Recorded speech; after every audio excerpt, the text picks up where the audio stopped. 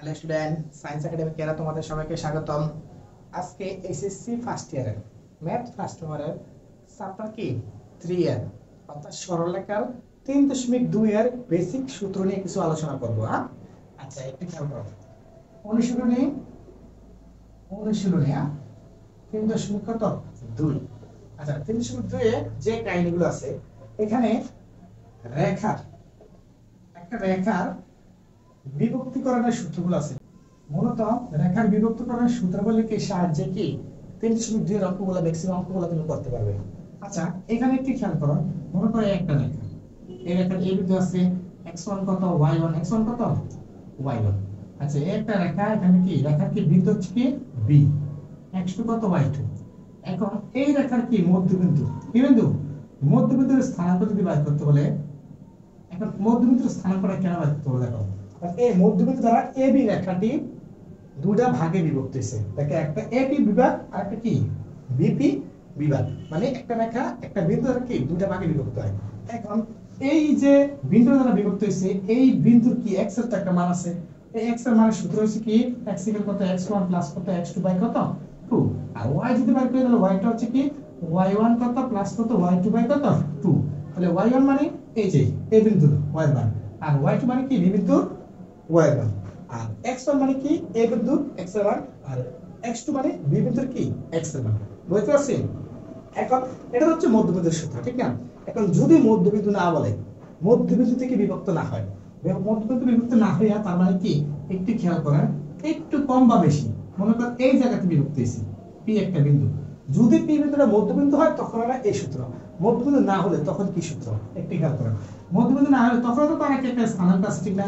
তখন এই স্থানাঙ্কটা বের করতে গেলে তোমার যে জিনিসটা বের করতে হবে সেটা হচ্ছে কি আগে জানতে হবে যে p বিন্দুটা ab রেখাটাকে কত অনুপাতে কি অন্তর্ভুক্ত করছে। এখন এই যে a থেকে p পর্যন্ত এটাকে আমরা কি m1 অনুপাত ধরি, আর এই p থেকে b পর্যন্ত কি ধরি m2 অনুপাত। এখন যদি m1 m2 সমান হয়, m1 m2 কি সমান হয়, তখন হচ্ছে কি এই p বিন্দুটা মধ্যবিন্দু। আর যখন সমান হয় না তখন কি মধ্যবিন্দুর সূত্র করলে হবে না, তখন তারা কি অন্তর্বিভক্ত আর বহির্বিভক্তের সূত্রগুলো হয়। এখন দেখতে হবে কি এই p বিন্দুটা কি এই রেখার মধ্যবিন্দু মানে ভিতরে আছে না বাইরে আছে। যদি ভিতরে থাকে তাহলে অন্তর্বিভক্ত, আর যদি বাইরে থাকে তাহলে কি বহির্বিভক্ত। এখন এই p বিন্দুটা এখন কিন্তু অন্তর্বিভক্ত আকার আছে। তাহলে অন্তর্বিভক্তের ক্ষেত্রে মানে যখন কি m1 = কত, m2 ≠ তখনকার ক্ষেত্রে যদি p বিন্দুটা ভিতরে থাকে, রেখার ভিতরে p বিন্দুটি যদি কি যদি রেখার ভিতরে থাকে, রেখার কি ভেতরে থাকে তখন যে হচ্ছে কি যে সূত্রটা, তখন x এর মান নির্ণয় করার সূত্র হচ্ছে তোমার কি দেখো m1 কত x2 প্লাস m2 x1। বুঝতে পারছি? আর তোমার কি এখানে হবে কি m1 প্লাস কত m2, এই হচ্ছে তার সূত্র। বুঝতে পারছি? আচ্ছা, একটু খেয়াল করতে কি x এর মান নির্ণয় করার সূত্র। এখন যদি y এর মান নির্ণয় করার সূত্র বলি তাহলে কি m1 সেম কি x2 জায়গায় কি y2 মাইনাস কত m2 y1, আর নিচে কি m1 প্লাস কত m2। এই হচ্ছে কি অন্তর্বিভক্তের ক্ষেত্রে কোন বিন্দুর কি স্থানাঙ্ক নির্ণয় করার সূত্র। যদি সেটা কি এই বিন্দুটা যদি কি বাইরে হতো, এই রেখার কি বাইরে মানে এই জায়গায় থাকতো, বহির্বিভক্ত করতো, তাহলে শুধু কি এই প্লাস থেকে আমরা কি মাইনাস চিহ্ন ব্যবহার করতে পারি। এখানে প্লাস, এই প্লাস থেকে কি মাইনাস চিহ্ন, এই প্লাস থেকে মাইনাস চিহ্ন। বুঝতে পারছি? এই হচ্ছে তার সূত্র। তাহলে আমরা কি কোন রেখার কি অন্তর্বিভক্ত এবং বহির্বিভক্ত কি বিন্দুর স্থানাঙ্ক নির্ণয় করার সূত্রগুলো দেখছি।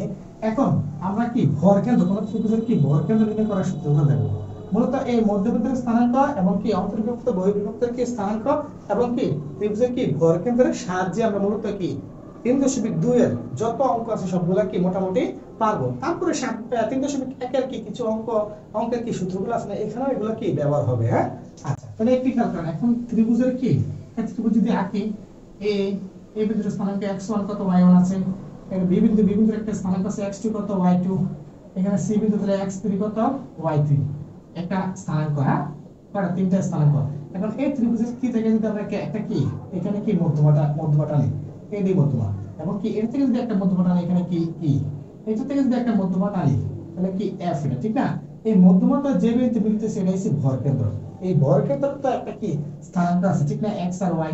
এই ভরকেন্দ্রের স্থানাঙ্ক নির্ণয় করার যে সূত্রটা সেটা হচ্ছে আমার কি x = কত x1 প্লাস কত x2 প্লাস কত x3 বাই কত 3। আচ্ছা আবার y ইকুয়াল কত y1 প্লাস কত y2 বাই কত y3 বাই কত 3। এই হচ্ছে আমার কি ভর কেন্দ্র নির্ণয় করার কি সূত্র। আবারও বলি এগুলো হচ্ছে ভর কেন্দ্র নির্ণয় করার সূত্র। কোন একটা ত্রিভুজের কি ভর কেন্দ্র, তাহলে এই ত্রিভুজের ভর কেন্দ্র প্লাস কি অন্তর্বিভক্তের কি এবং কি বহির্ভুক্ত কি কোন রেখার কি বিন্দুর স্থানাঙ্ক এবং কি মধ্যবিন্দুর স্থানাঙ্ক।